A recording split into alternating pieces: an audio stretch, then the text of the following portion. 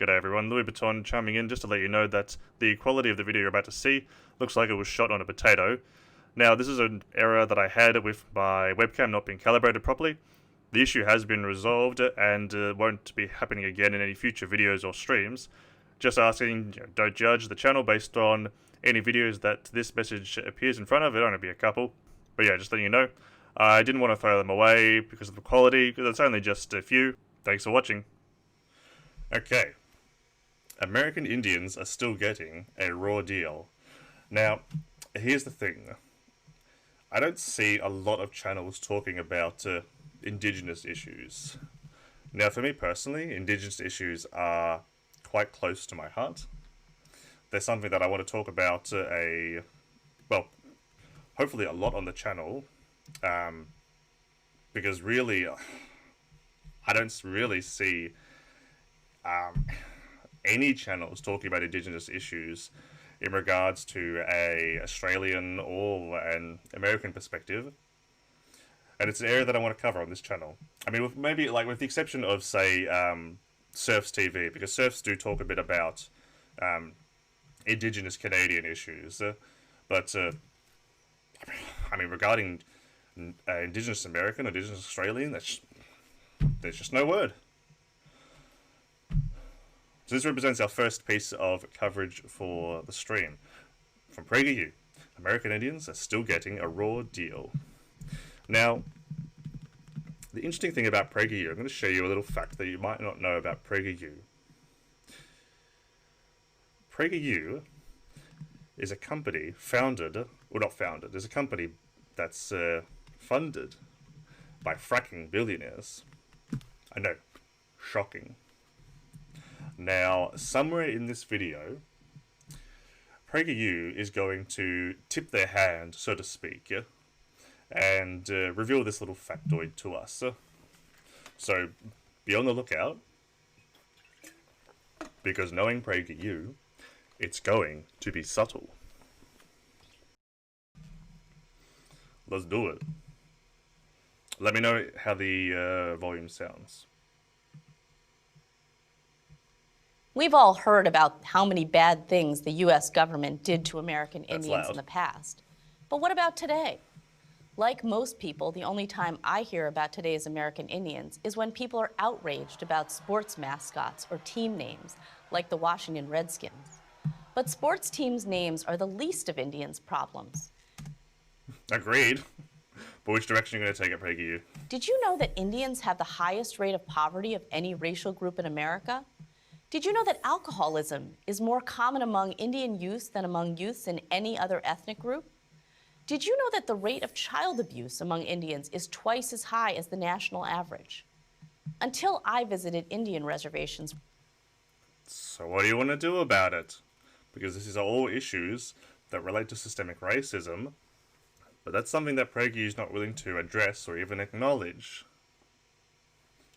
Let's see which way they go. For my book, The New Trail of Tears, I didn't know any of this. What was at the root of these terrible problems, I wondered. And the deeper I dug, the more I realized that between the 19th century and today, nothing has changed. It's still the government. The two main agencies that oversee the activities of Indians who live on reservations are the Bureau of Indian Affairs, or BIA, and the Bureau of Indian Education, or BIE. Education, economic development, tribal courts, road maintenance, agriculture, and social services. The federal government basically funds and controls all of it. Well, there it is. There's an aspect of it. If the government would just take its hands off the reins and let the free market, or the invisible hand of the free market, do its job, then all these problems for Indigenous Americans would be solved. It's no wonder Indians say BIA stands for Bossing Indians Around. Together, these two agencies have combined budgets of $3 billion per year and have 9,000 employees. That's one employee for every 111 Indians on a reservation.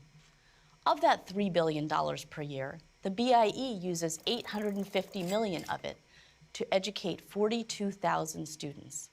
That's more than $20,000 per student, compared to a national average of $12,400 per student.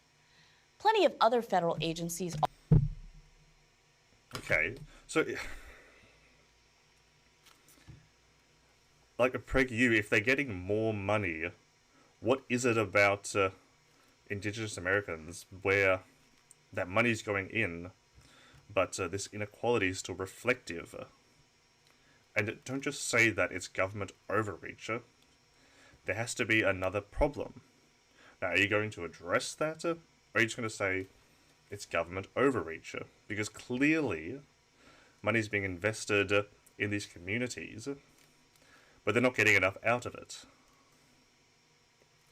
I don't know. Are you going to tell us? Also have programs for Indians. For instance, the Indian Health Service had a 2015 budget of over $4.6 billion. And yet there are widespread and documented reports of nurses being unable to administer basic drugs, of broken resuscitation equipment, and of unsanitary medical facilities. Obviously, inadequate funding isn't the problem. The billions of dollars that the federal government spends on Indians every year hasn't made their lives better. In fact, by most measures of economic and social health, the lives of American Indians are only getting worse. Aside from issues of culture, the only way out of this morass is economic growth. But the reservation system makes this almost impossible. Following a series of treaties and laws over many decades, some well-intentioned, some not, the federal government decided to hold Indian land, quote, in trust, in order to prevent non-Indians from ever buying that land. But other than Indians, the only people who have things held in trust for them are children and the mentally incompetent. Can anything better illustrate the low regard the government has for American Indians? The awful consequence of... Interesting. So now we're getting into Indigenous land rights. Now, I don't know about America, but down here in Australia, Indigenous land rights is a real hot button issue. There's a lot of talk around negotiating a treaty between Indigenous Australians and the government. I believe that the Indigenous community of Australia is the only Indigenous population in the world, maybe, don't quote me on that, that does not have a treaty with its government. You know, like I said, land rights are a real hot button issue in Australia. There's a lot of talk around what kind of rights does that mean? What does that mean for the non-Indigenous people that are living on that land? What kind of jurisdiction does that allow the Indigenous community in terms of getting those land rights? Is there going to be two separate systems of law? So it's a real complicated topic, and it's interesting that we're hearing it from PragerU. Like, wow, PragerU is so progressive. It's unusual, it's out of character. You talk about Indigenous land rights, like, you want to give Indigenous Americans land rights? Like, wow, that's so progressive. Surely there's no catch. Surely there's not going to be another shoe that we're waiting to drop. Of this land trust is that Indians can't sell their land, which means they can't use it the same way other Americans do. For example, as collateral to get a loan to start a business. What bank would lend to landowners who don't own their land? The other effect of this absurdity is that Indians can't develop this land that they don't own. Indian reservations contain almost 30% of the nation's coal reserves west of the Mississippi. Oh, there's that. So yeah, I told you it was going to be subtle. There it is. No, PragerU's not out here to tell us that, hey, Indigenous people deserve to have land rights, they deserve to have self-determination, they deserve to be the ones to, create their own destiny. We should turn over control of Indigenous reservations to the Indigenous people because it's the right thing to do, because, hey, both Australia and America, like it or not, is stolen land. And no. We should return control of Indigenous reservations to Indigenous people because the land is full of natural, non-renewable energy sources. So, PragerU, funded of course by coal and gas billionaires, wants to put out some propaganda telling people that, hey, you should support Indigenous land rights and give them back control of their land. Because if you do, it means that the Indigenous Americans can either sell the land or lease the land to have the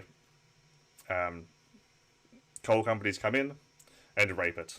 I mean, we're already seeing that in Australia recently with Rio Tinto having a go at the Australian landscape on Indigenous in areas that are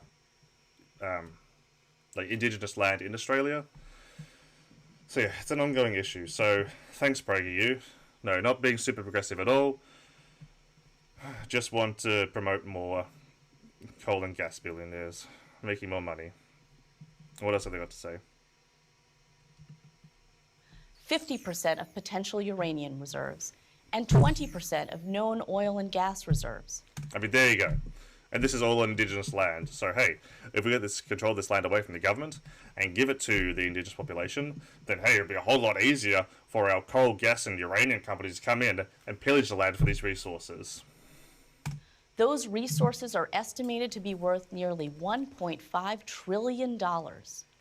But the vast majority of Indian lands with natural resources remain undeveloped because of federal regulation. Also, I just want you to know, if you picked up on it, all that stuff they said about the inequality that Indigenous Americans face, that was all just fluff. That was all just bullshit. So they can get to the main point is like, hey, this land is full of resources and we want to get it.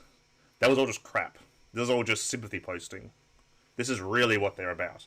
They just want to give Indigenous people land rights so that the companies can come in and pay them to either pillage the land or just straight up buy the land off them. It's not progressive. It's not woke. It's just straight up taking advantage of the Indigenous community. For instance, for Indians to get permission to mine for coal on Indian land requires 49 steps spanning 4 federal agencies. Each of these 49 steps can take months or years to be approved. There are so many government regulations that just to apply for a permit to dig a hole costs $6,500. Is it really any wonder that this community is mired in poverty? So what can be done? For starters, Okay, so yeah, I'm sure that giving Indigenous people land rights and then allowing the coal and gas companies to rape the landscape, that's really what's going to get them out of poverty. Starters, end the trust system. Let Indians do what they want with the land they own.